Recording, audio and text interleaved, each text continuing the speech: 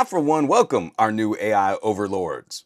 I shall happily toil in the lithium mines while the machines get to be creative and make the cat gifs. Woohoo! How many times are we going to talk about AI in one presentation? Oh good, they had a count on that. Just wrapped up the keynote for Google I/O 2024, and I have a lot of thoughts. First up, I'm a hardware junkie, and unfortunately, we didn't really have any section on hardware for this main stage presentation. No word on Pixel 9s or Pixel Folds. A couple passing mentions of the Pixel 8a, which I just got yesterday. I'm going to be breaking this thing in soon for a review. Spoiler alert, I really like it so far. This is one of the challenges of a developer conference. We should really be reaching out to some of the demos and some of the topics discussed. They're not the same kind of general consumer electronics meat and potatoes, but we still got a pretty broad overview of Google's upcoming strategy for a lot of their server-side and on-device AI strategies. I've not been that bullish on the sort of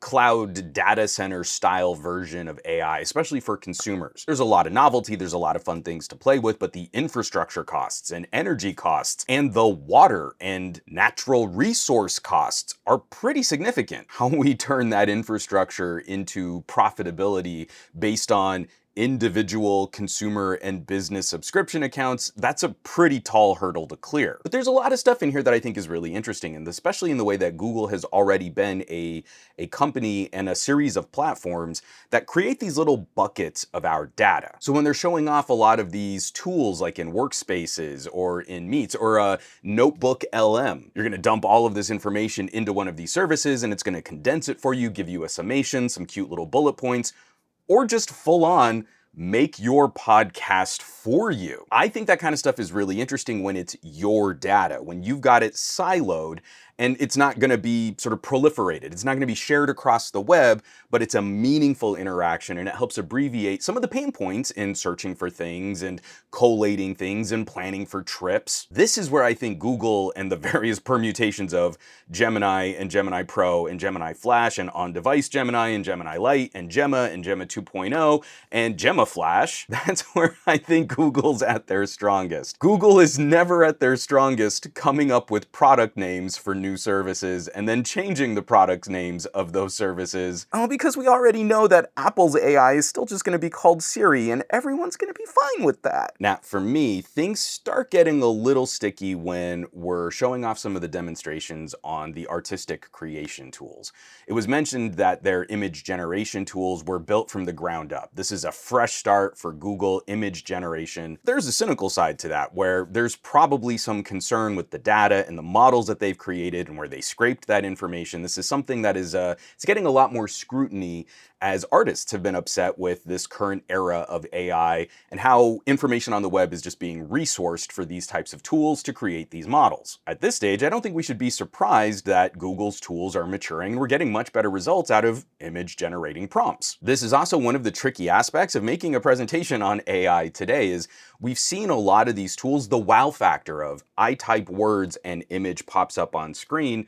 Well, we're comfortable with these tools now. Consumers are acclimating very quickly to these types of products and services. So with each refining generation, there's less of that wow factor, but we still need to keep people excited and we still need to impress upon shareholders which company is winning the AI race right now. I do feel things get just a bit stickier when we start talking about things like music, and we try and conflate that with the history of things like music production and hip hop, where we've got famous individuals on screen talking about how this is just such a beautiful way to help abbreviate, get their ideas out faster, streamline their flow, and then immediately correlating that with something like sampling vinyl. We used to sample these records back in the day, and that's kind of the same thing. I don't think Google's going this far, and this is definitely my personal persnickety feels on this, seeing the court cases around sampling, where so many artists came out of the woodwork to say, hey, you used a piece of my music, that's theft, and we created a framework where the inspiration behind a note or a brief a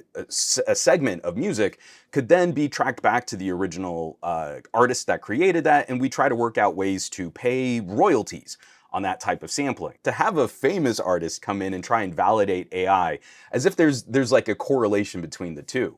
I mean, we used to call sampling theft, and today we're calling AI theft. As if we're trying to like kind of just brush off some of the concerns on how did we train these models, and how are these models creating new music based on the data that they've already sampled. There's a part of this that's a really lovely idea. If we look at Hollywood, for example, I have a number of friends that work in post-production. They work for trailer houses and FX shops. I am not currently in the entertainment industry anymore because of how grinding some of that workload can be. There's this problem where we have to create broadcast-ready content for other producers to then sign off on that content. And if they don't, then you've got to go back to the drawing board and replace that work, that effort. And it's burning out a lot of creative individuals in the special effects community. So there's something really cool about the idea of maybe using AI to shortcut some of this process. And that was one of the tools. That was one of the demonstrations that they put on. They had Donald Glover on screen to talk about, hey, we can make mistakes faster and we can get through these ideas and concepts quicker. What I think is lovely is the idea that this could be presented as a way to abbreviate previs and storyboarding, get those concepts approved before your artists spend all the time making the finished product. But I think we all know that there's probably an idea of a medium-term goal where these AI tools could just do the finished version of the special effect, likely having some kind of impact on the amount of human labor that goes into making these movies and television shows. But it's a touchy subject in Hollywood in general right now. We focus most of that conversation on things like AI sampling of famous people's faces. We'll certainly be having more conversations soon about AI replacing editors and producers and special effects artists. I gotta nerd out a little bit on this one because I'm a hardware junkie and there was so little hardware being demonstrated, but walking around an office and pointing a Pixel 8 Pro at different devices and having an almost conversational real-time chat with some kind of chat bot, doing that over video is an incredible amount of data to cache. And that it was able to kind of follow the thread of these questions and answers, have meaningful answers. But then in that demonstration, the woman sort of holding the phone moved to a pair of glasses. And we got that little sneak of someone using the frames that looked like the old Project Iris from 2 years ago, where we saw Google working on these glasses that could do real-time language translation. Project Iris has technically been killed, but that doesn't mean Google doesn't have a significant amount of resources for wearable face computing, something different than a full-on goggles, mixed reality enclosure around your head. That to me would be the next logical step for any of these companies trying to come out with a consumer interface for better application of data and services. As a personal plea to Google, please deliver some kind of heads-up display glasses that look good on my face if I can get just simple bits of at-a-glance information right at eye level. But I digress. Plus, just another aspect of talking kind of the hardware, the consumer hardware that you really live your lives out of. One of the benefits of Pixel, every time I have my SIM card in another phone, I get a lot more spam messaging and spam calls. I really think Google is doing the best job right now of kind of keeping some distance, a buffer between the end user of one of their products and some of the garbage that comes our way. That's why I've been most critically excited by demonstrations and conversations about on-device AI applications. The next step demonstrated in this year's I.O. showing us on-device scam detection. If you're telling me that my phone call audio is going up to some kind of cloud server and is getting processed,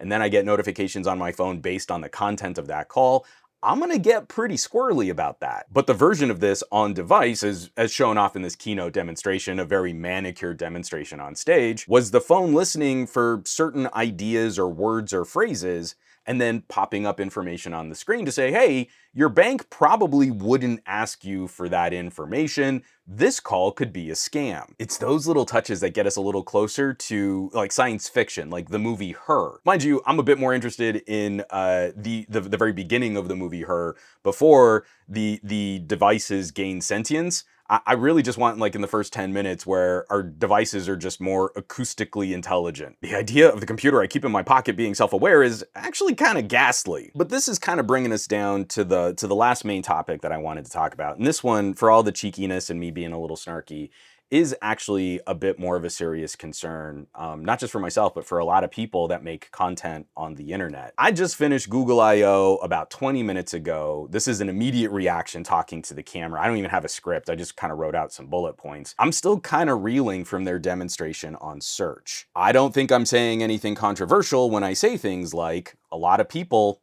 aren't exactly thrilled with the direction that Google search is heading. You get advertisements and AI results, and then buried under all of that are the actual links to different websites that you might be able to go to find the answers to the question that you put into the search bar. Increasingly, there's like this buffer between the question I ask and then the results that I used to trust from a company like Google. So Google's search demonstrations do look kind of cool. You put in a question and then Google will scour the web for you and then write out a reply. I don't believe that the little citations that are buried underneath the reply and in these little enclosed boxes on the search results page are sufficient to properly credit where Gemini got that information from. Part of the internet that is trafficked more than most other websites, google.com. It is very easy to go to thegoogle.com and search for website traffic eroding and find numerous articles and editorials and some very well-researched data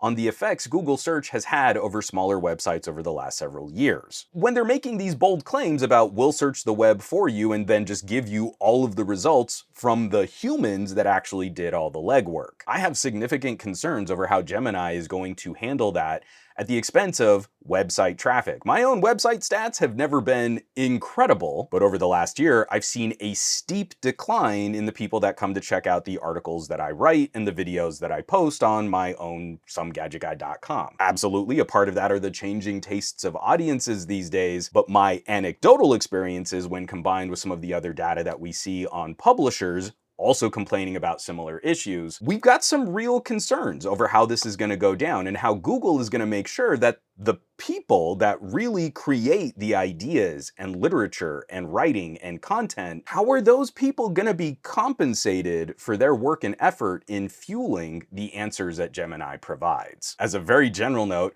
I think Google needs to be very careful about how they go out there to talk to developers about these types of tools, while there's currently a lot of regulator scrutiny on companies like Google and Apple and Amazon and Microsoft over how they do business with different entities. All right, wrapping this all up, it's time to land this plane. I've been rambling on long enough. This year's Google I/O was really consumer lean. We didn't get any of those consumer announcements. Like sometimes we see a phone is announced or a tablet, smartwatch information, AR information. There wasn't really anything like that. This was all AI. And in many ways, even though this is a developer conference, there also seemed to be this energy coming from Google that a large part of this presentation was to calm investor concerns. Numerous segments of this presentation almost felt like advertisements crafted directly to the businesses, the business-to-business relationships that Google courts, which would indicate that a part of this audience was really focused on shareholders not being nervous about recent announcements from Microsoft and recent announcements from Apple. Google needs to show that the incredible investment they've made in infrastructure, designing new chips for data centers, that they're keeping a close eye on the revenue and the profits that will eventually be generated by this incredible investment. And this is where I need to hear from you. Did you watch Google I/O? Was there anything that you saw in this keynote that made you excited about new products and services coming down the pipe? And most critically, I would love to hear your thoughts. How do we start to bridge this issue? How do we start to talk about the monetization of services in sort of an older web model in an era of AI search? We've seen web traffic fall off a cliff. We've seen numerous outlets lay off staff, but we still need humans to create the content first before AI can sample it and summarize it and then put it on a search results page. It kind of breaks my brain. I really don't even know how to start having that kind of a conversation. I look forward to your comments and the tastiest of hot takes. As always, thanks so much for watching, sharing, subscribing. All the support has been amazing. If you're catching my home site, which you're probably not because I know my search results are not great, SomeGadgetGuy.com, or if you're joining the list of names scrolling by on your screen from my Patreon. That's patreon.com/SomeGadgetGuy. This list is the coolest collection of tech pals in the Omniverse, so I hope you'll check them out. Now, you know where you can find me around the rest of the internet, at SomeGadgetGuy, basically everywhere. But these days I'm trying to spend a bit more time on the Mastodons, a little less so on the Facebooks and the Instagrams, and definitely not on the Twitters, and I will catch you all on the next video, probably talking about this phone.